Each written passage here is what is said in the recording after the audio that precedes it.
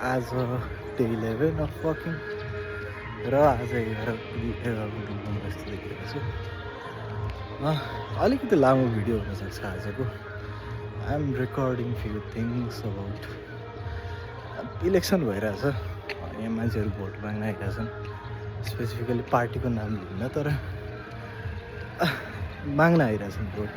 जुन पुरानै पार्टी हुन् अथवा नयाँ पार्टी पनि आएको खास चाहिँ त त्यो पनि वाट आई फिल अबाउट हाम्रो इन जेनरल हाम्रो पर्सपेक्टिभ कस्तो रहेछ भनेर हेरिरहेको छु क्या बाटोमा हिँड्दाखेरि। अनि हाम्रै जेनेरेसनमा पनि होला त चेन्जेस, केही बन्ला त, केही गर्न सकिएला त जस्तो अलिकति त्यो हुन्छ नि डाउट जस्तो।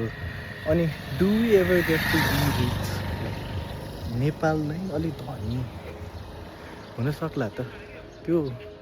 आई एम थिङ्क यो पाराले अर मेबी लाइक हुनसक्छ, तर एकदमै धेरै जापान हेरिरहेको छु।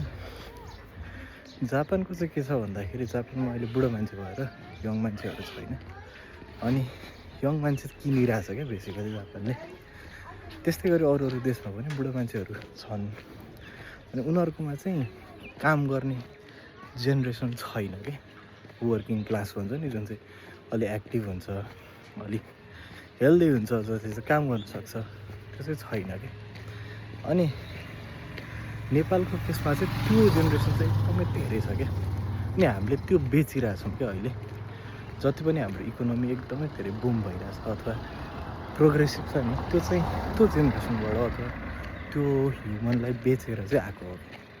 बेचेकै भन्दैछु because they are selling their youth होइन। अनि लास्टमा बुढो भएर नेपाल फर्किने हो। अब यस्तो छ हालत। अनि म मेरो आफ्नो इक्जाम्पल दिन्छु। मैले कुनै काम लिएँ भने डेडलाइन नहुन्जेलसम्म, डेडलाइन नसकिन्जेलसम्म म जसरी पनि ढिलो गर्छु।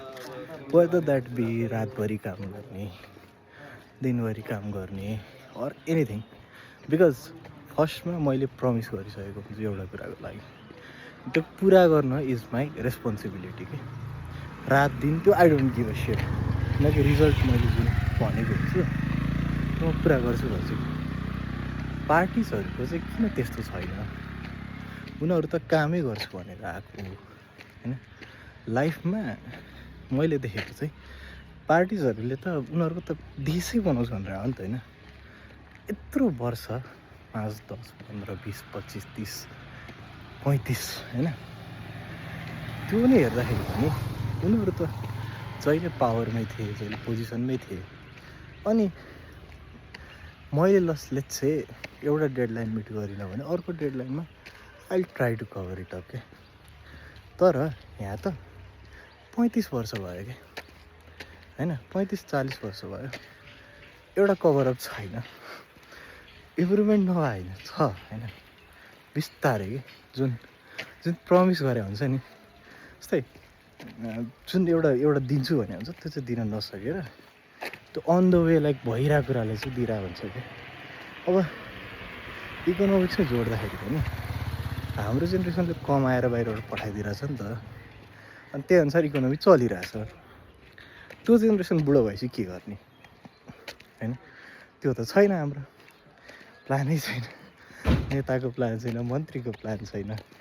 अहिले पनि झन्डा बोकेर हिँडेको देखिरहेको छु क्या। झन्डा बोकेर हिँड्दैमा र मलाई गर्न दिएनन् भन्दाखेरि सुख पाइन्छ त? त्यो त 35 वर्ष त देख्यो होइन र है।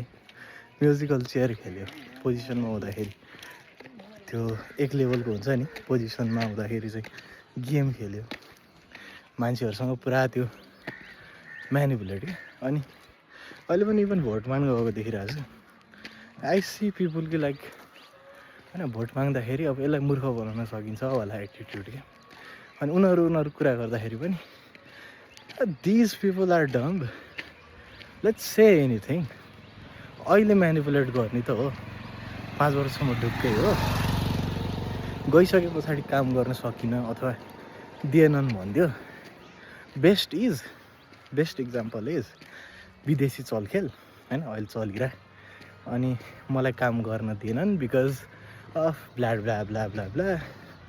अरे यार ध्यान दिन्छ यार, एउटा काम सकाउनलाई होइन म जस्तो हजारौँ होला नि जसले बिजनेस गरिरहेछन् जसले काम गरिरहेछन् they know how valuable it is to like fulfil the promise के एउटा कुराको लागि कति भ्यालुएबल कति रेपुटेसनको कुरा आउँछ कि why do we trust you होइन why do we give you vote itself 35 वर्ष के गर्यो के होइन अनि यही जुनीमा यस्तै ताराले हामी के साँच्ची नै do we ever get to be rich like राम्रो देश क्या नट म इन्डिभिजुअल भने होइन कि एज अ कन्ट्री नै do we ever get to like be rich priority त छँदै छैन प्रायोरिटी प्लान्स भनेको छ प्लान्स आर लाइक टु त्यो हुन्छ नि 5 क्लासको बच्चाले भनेको प्लान्स जति पनि छैन क्या सुने मैले सबैको प्लान्सहरू लाइक अचिभेबल पनि छन् कति कुरा तर त्यो 5 वर्षको बच्चाले बनाए जस्तो प्लान छ कि 5 वर्ष देश चलाउन खोजिरहेको छु तिम्रो प्लान 5 वर्षको बच्चा जस्तो छ मेबी लाइक त्यो सिम्प्लिफाई स्ट्रेटेजी हुनसक्छ सबैले त्यो कम्प्लेक्समा बुझ्न सक्दैन तर how are you gonna get rich there let me give an example मैले कुनै प्रोजेक्ट लिनुभन्दा अगाडि I'll explain them I'll make the blueprint of the project अनि इच डिटेल के each steps like let's say एउटा design बन्छ होइन त्यो डिजाइनमा त्यो बटन हुन्छ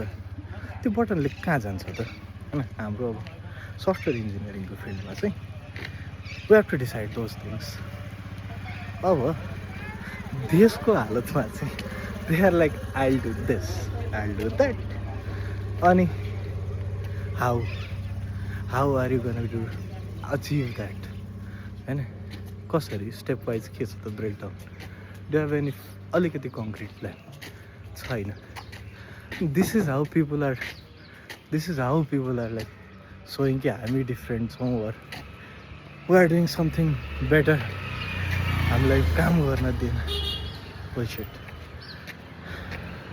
caste your vote properly plan think about future don't be too naive this time thank you